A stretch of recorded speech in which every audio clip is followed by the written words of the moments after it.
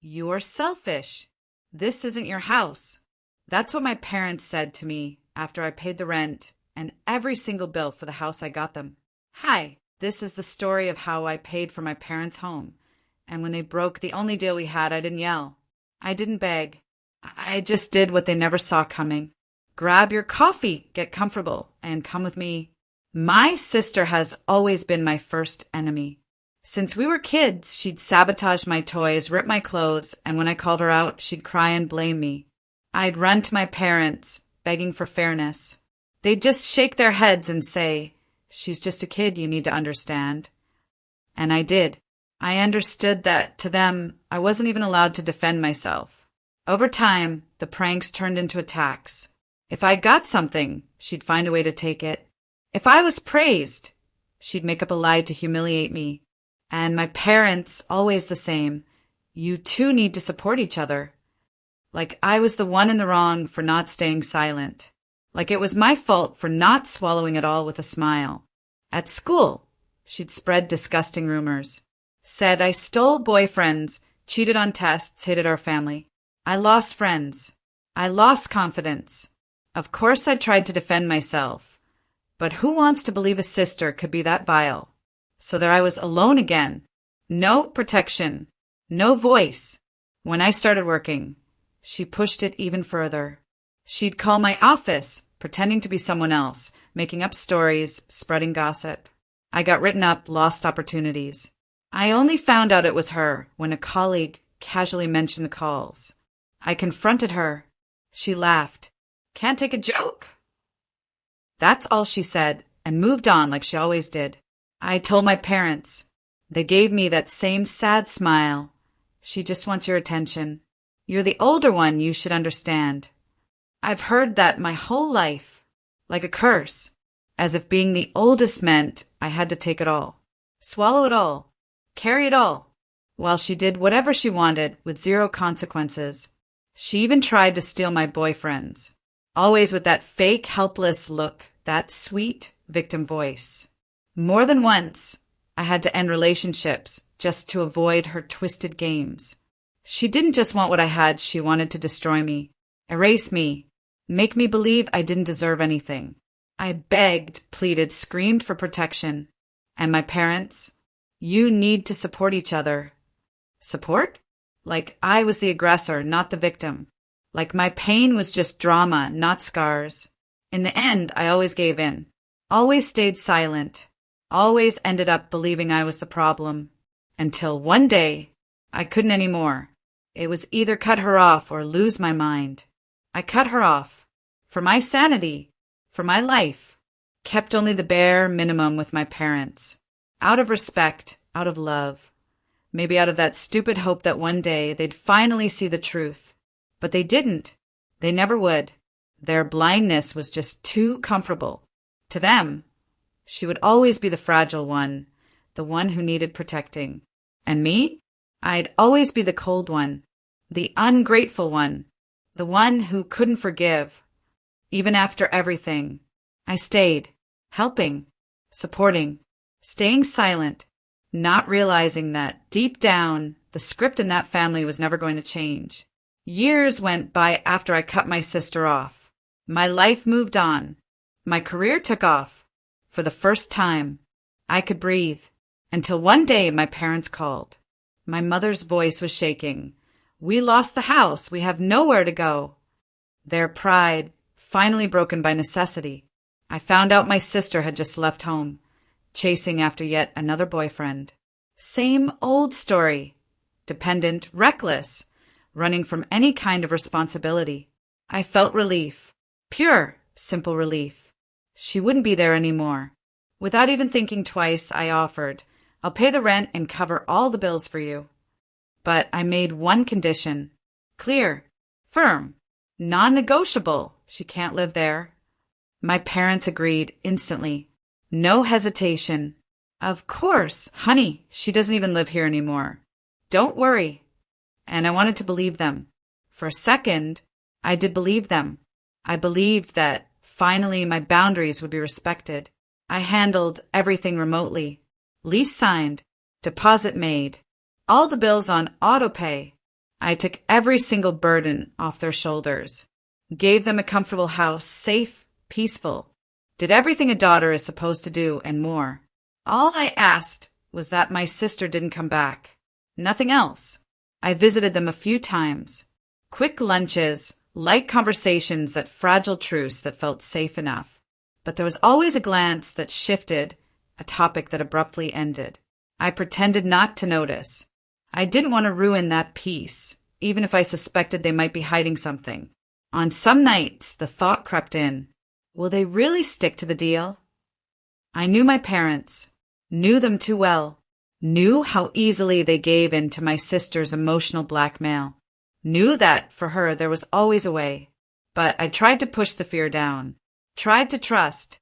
I clung to the idea that maybe after all these years they finally understood, that now they respected my boundaries, that they saw my pain, that they acknowledged my effort. After all, who else would do what I did? Who else would pay for everything and only ask for respect in return? I felt relief, even pride. I had managed to help without losing myself, to set up a healthy relationship. For the first time, I felt like I was in control. They had their house. I had my life. Everything finally seemed in place. But deep down, I knew that peace was way too fragile. I knew that, in that family, deals meant nothing. I just didn't know how fast it would all fall apart. Months later, on just another random afternoon, I ran into one of my parents' old neighbors. Small talk, casual, until he suddenly said, "Your sister's living there now, right?" My whole body froze. That sentence echoed in my head, sharp, irreversible. What? That's all I managed to blurt out, louder than I should have. He just nodded like it was obvious. I walked away, completely dazed, heart racing, blood draining from my face.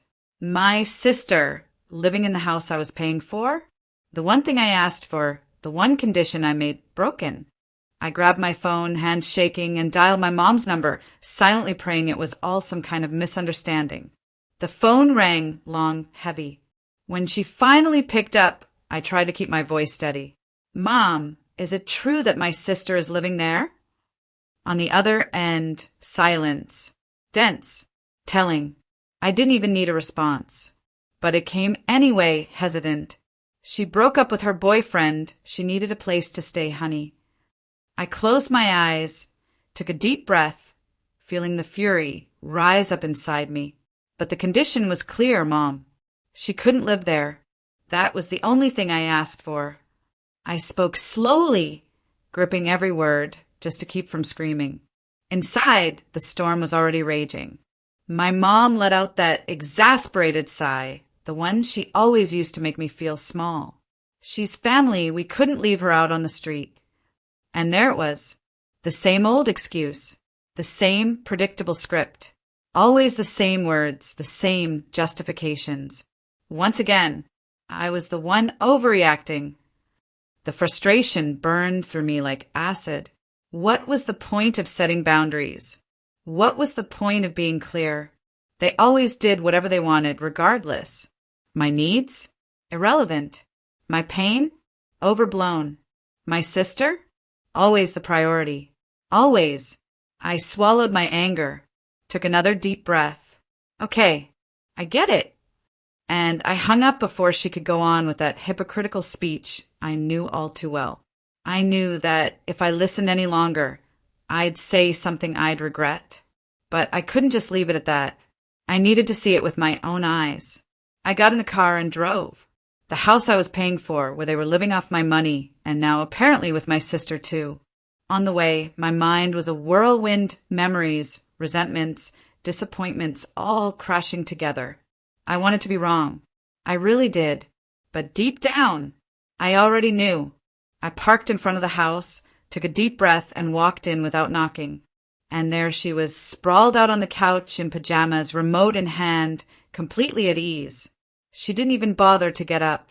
Just threw me that same cynical, smug smile that's haunted me my entire life. And me, I just stood there, frozen, staring, knowing that once again, I was right. I walked straight into the kitchen where my parents were sitting calm as if nothing had happened.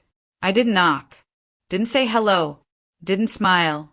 I just said flat firm, "You broke the deal." My dad looked up from his newspaper. My mom set down her cup. They exchanged a glance like they were looking at a crazy person. My dad spoke first, with that condescending tone he always used to shut me down. "You're overreacting." My mom chimed in right after, as if it was the most obvious thing in the world. "Your sister's just going through a tough time. She needed help." And there it was, the same old script, the automatic defense. Always her. Before I could say anything else, she appeared in the doorway, leaning casually against the frame, with that same smug, venomous smile. "Always so dramatic," she sneered, rolling her eyes, like she was watching a play she'd seen 1,000 times. My blood boiled, but I didn't move. I wasn't going to sink to her level. Still, I tried to reason with them. "I'm paying for everything. I didn't ask for anything but respect." My voice came out cold, tired, and, as always, my parents ignored me. My mom stood up, now agitated. "You're selfish. Petty. All you care about is money. You don't even seem like our daughter." The words cut deep, but they didn't make me bleed. My dad jumped in too, voice firm. "Don't come here imposing your conditions. This is our house, not yours." I looked around, incredulous. The house I paid for, the bills I covered, and still they treated me like an intruder, a stranger. Like they always had. My sister, of course, didn't miss her chance. So what now? Gonna kick them out? Leave them homeless? Her voice dripped with that sweet venom, the calculated provocation I'd known my entire life. And for a second, it almost worked. Almost. I just stood there, listening to every word, every attack, like someone watching a movie they already know the ending to. But this time it didn't hurt. Not like before. I didn't feel guilty. I didn't feel wrong. For the first time, I saw it all with perfect clarity. It would never be enough. It would never be acknowledged. They didn't want my help. They wanted my money. They wanted comfort, security, stability, but without my boundaries. Just my wallet. And my sister, she'd always be the protected one. The one who could do anything and never pay the price. I took a deep breath, gave the three of them one last look, and walked out. No yelling. No tears. No explanation. I just left. And this time, I knew I wasn't coming back.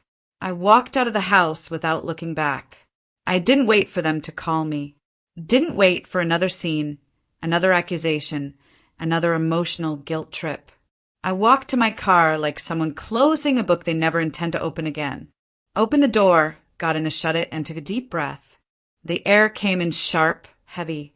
I grabbed my phone from the passenger seat. No hesitation. I dialed my assistant's number. She picked up quickly, like always. I was direct, no small talk. Starting today, suspend all payments. I spoke slowly, making sure there was no room for doubt. On the other end, a brief silence. Surprise, maybe. Then a calm response. "Of course, no problem." I added, "Get in touch with them. Make it official. Let them know there will be no more deposits. All accounts are closed." I paused, then finished. "If they want to negotiate anything, send them to my lawyer." I hung up. No justifications. No explanations. No apologies. That call ended the same way that relationship needed to end. Direct. Cold. Final. I leaned my head against the seat, staring out through the windshield, and felt this strange mix. Relief and emptiness. The end of an era. I knew what was coming next. They'd lash out. Messages, calls, accusations. I knew the script by heart. But this time it didn't matter. For the first time in my life, I didn't care. For the first time, I wasn't worried about their version of the story. I looked in the rearview mirror. The familiar street disappearing meter by meter, like with every turn I was shedding years of accumulated grime. I thought about all the times I stayed silent, gave in, accepted humiliation, all in the name of a family that never even tried to understand me. I thought about how many times I played the perfect daughter, the responsible one, while my sister did whatever she wanted, never facing any consequences. Even now, I tried. I gave them a house, comfort, security. All I asked for was respect. But they made their choice. They chose to break the deal. They chose to disrespect me. They chose, once again, my sister, like they always did. I took a deep breath, turned the wheel, hit the road, and I knew. This time I did it differently.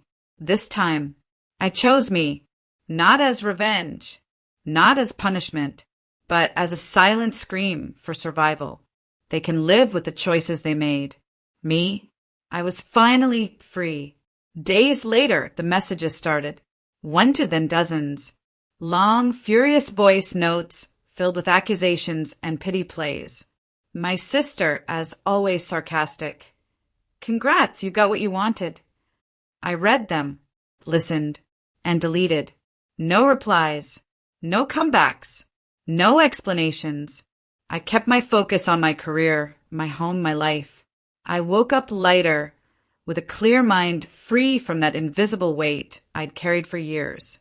I went to the office, handled my commitments, had dinners with colleagues, redecorated my living room. Small things that suddenly meant freedom. One evening, my assistant updated me. They've been notified. No response. I nodded. No need for details. No need to know more. I didn't need to monitor, anticipate, or brace for the next blow or the next emotional blackmail. The silent war that lasted my whole life was over. And with the end of that war came relief. Like a chain snapping after years of being dragged through the dirt. No guilt, no regret, no second thoughts, just relief. Pure, simple, absolute. I didn't feel the need to justify, to explain, to apologize like I had so many times before. If they want to hate me, let them. If they want to paint me as cruel, as heartless, let them. I don't care anymore. Honestly, I never did, but now, I know that. I know that to them, I'll always be the cold one, the selfish one, the one who abandoned the family. But for the first time, that doesn't hurt me. It doesn't define me. They can keep that version of me if they want. I know the truth, and that is enough. A few days later, I visited a friend. Coffee on the porch, laughing about small things. At one point, she looked at me, smiling knowingly. You look lighter. I smiled back, sincere in a way I hadn't in years, and said I am. Very. In that moment, I knew I will never again be the daughter who pays to be humiliated, never again the woman who funds her own pain, who buys silence while swallowing resentment. Now, I'm someone else. I'm the one who finally chose herself. Life moves on, and so do I. Free. Without guilt, without fear, without chains. Did you like this story? Then you need to see the next one. They called me a failed startup. And now, I run a billion-dollar empire. It's right here on the screen. Click it, and come with me to another story about someone who refused to be erased.